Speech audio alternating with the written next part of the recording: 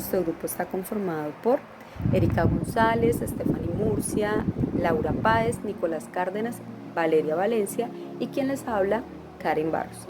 Nosotros nos correspondió el tema de definición de grupos y sus propiedades. Yo les voy a hablar acerca de la definición de grupos. Un grupo se define como dos o más individuos quienes interactúan, que son interdependientes y quienes se reúnen para lograr objetivos particulares. Los grupos están divididos en dos, quienes son los formales y los no formales.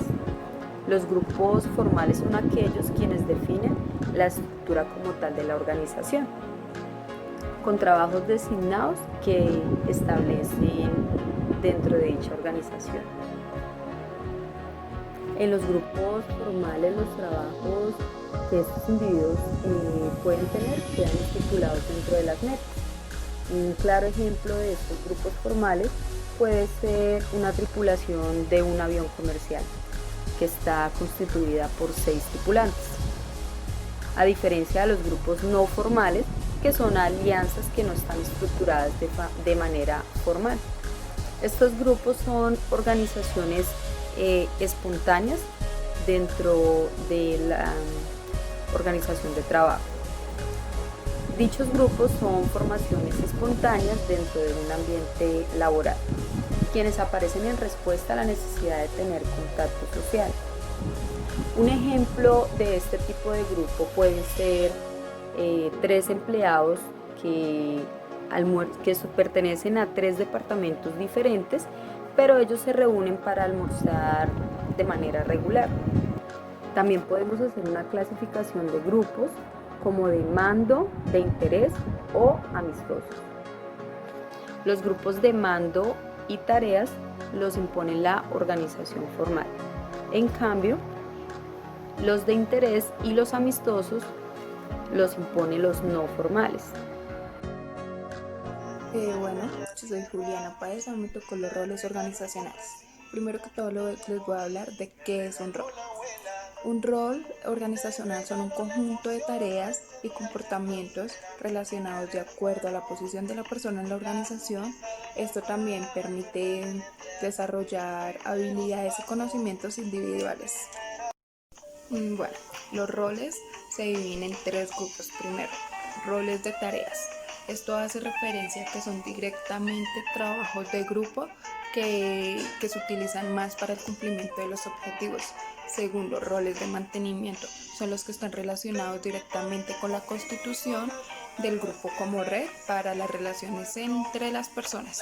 Tercero, roles individuales conflictivos. Esto hace referencia a que son conductas del individuo cuando el individuo trata de satisfacer necesidades de tipo personal que no poseen importancia. Bueno, también existen roles en equipos que son, primero, roles mentales que hace referencia a las habilidades y técnicas que poca gente puede dominar. Segundo, roles en acción que hace referencia a poder trabajar bajo presión y tener técnicas y habilidades para llevar a cabo los proyectos. Tercero, roles sociales, que esto hace referencia a quien negocia hábilmente para los recursos del equipo y los mantiene en contacto con la realidad de su entorno organizacional. Gracias. Las normas son criterios o leyes que comparten las diferentes personas de un grupo. Estas nos dicen qué se debe hacer y qué no se debe hacer dentro de la empresa. Cambian en cada grupo dependiendo de la identidad, la comunidad y la religión que cada uno practique. Las clases comunes de las normas son las siguientes. Tenemos las normas de desempeño. Estas permiten que se vea la cantidad y la calidad del desempeño de una empresa. Segundo, las normas de apariencia. Estas indican la higiene, el aseo personal de cada uno de los empleados, reflejando la empresa. Tercero, tenemos las normas sociales. Son las que deben seguir toda comunidad para tener una buena convivencia. Y por último tenemos las normas de distribución de recursos. Son las que asignan las herramientas y las tareas que debe tener cada grupo. La conformidad es cuando un individuo o un miembro quiere hacer parte de un grupo y ese deseo de aceptación lo hace seguir las normas o las reglas del mismo. Estos grupos se llaman grupos de referencia. Es en donde los individuos se sienten parte de él y consideran importantes a cada miembro. Como tenemos la conducta anómala en el trabajo, es cuando un miembro de la empresa o de la organización hace algo indebido o falta alguna ley y esto trae alguna consecuencia negativa tanto para la organización como los miembros de ella. Yo voy a hablar sobre el estatus. Es una posición definida por la sociedad o rango que los demás dan a los grupos o a sus miembros para que tengan un estatus, valga la redundancia.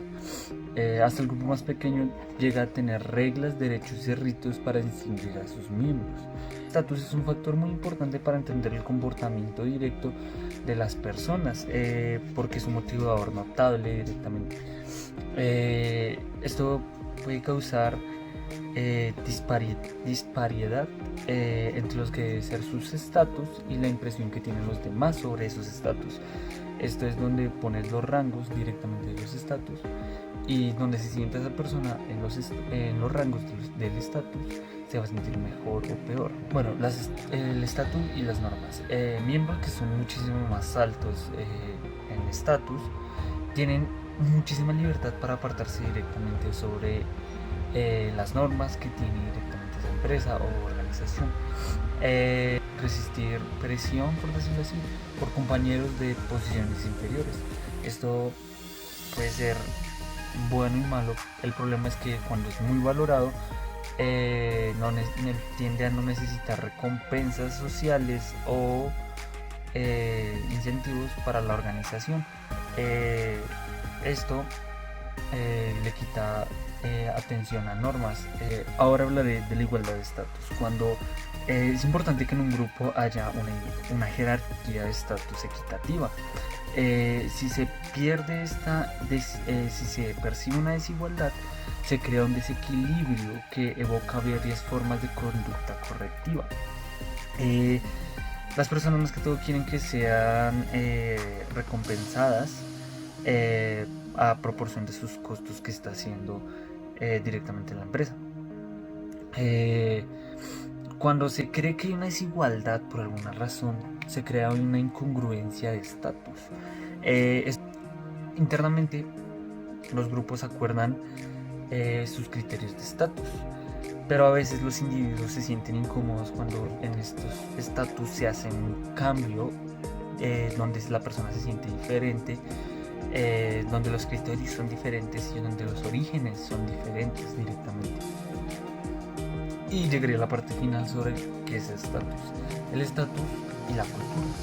En diferentes países de Latinoamérica y Estados Unidos, Europa y demás se crean los estatus y la cultura, donde digamos en Francia y lugares así se ven, y Estados Unidos se ve muchísimo que la cultura influye demasiado en el estatus. Entonces allá intentan hacer que el estatus sea completamente lo que debe ser.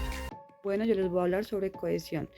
Los grupos también difieren por su cohesión, es decir, por el grado en que sus miembros se sienten vinculados unos con otros y quieren permanecer en el grupo. Por ejemplo, algunos grupos son cohesivos porque sus miembros pasan mucho tiempo juntos. También el tamaño pequeño facilita como el trato o también las amenazas que hay externas que unen a los miembros. La cohesión es muy importante porque se ha descubierto que se relaciona con la productividad del grupo. En los estudios se revela que constantemente la relación entre la cohesión, los estudios se revelan que constantemente la relación entre cohesión y productividad depende de las normas, unas normas de desempeño elevadas por la productividad, donde dicen que aumenta, pero menos en la situación de cohesión y normas elevadas. O cuando la cohesión y las normas son bajas, la productividad es moderada o es escasa. Una pregunta que me generó muy buena perspectiva, que es ¿qué se puede hacer para fomentar la cohesión en los grupos? Una es como reducir el grupo, fomentar el acuerdo con las metas del grupo, incrementar el tiempo que los miembros pasan juntos, aumentar el estatus del grupo y la dificultad pues percibida de ingresar, ¿no?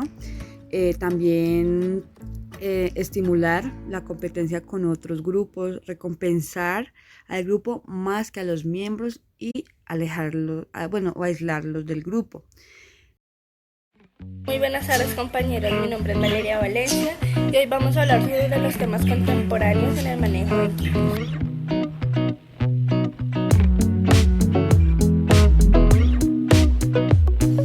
Los temas contemporáneos del liderazgo.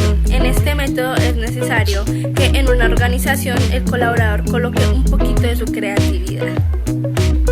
Los temas contemporáneos de la organización fue creada por James McGregor y Bernard Doss. El tema del liderazgo se define en 6 pasos.